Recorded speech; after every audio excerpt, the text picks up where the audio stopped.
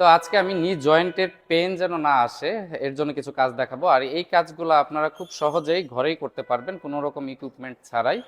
তো কাজগুলা কিভাবে করবেন চলুন দেখি।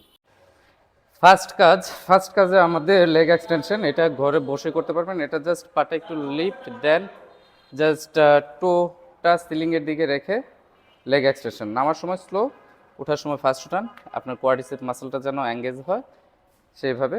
এটা আপনারা 10 to 15 টাইমস আপনারা করবেন বোথ সাইড।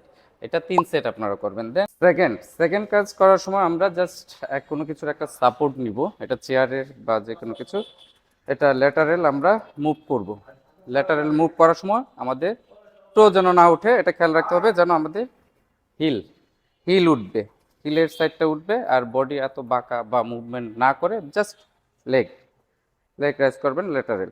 এটা ইচ সাইড 10 টাইমস করে 3 সেট, অ্যাটলিস্ট 3 সেট আপনারা করবেন। দেন আমরা যেটা করব ব্যাক কিক, তা ব্যাক ব্যাক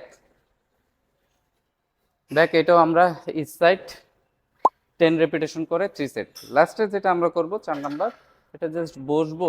আমরা বসে জাস্ট আমরা জয়েন্টে মোবিলিটিটা যেন সুন্দর হয় এটার কাজ করব, কারণ আমাদের নি পেন বলেন, অ্যাঙ্কেল পেন বলেন বা লোয়ার ব্যাক, এটা শুরু হয় আমাদের এই হিপ থেকে।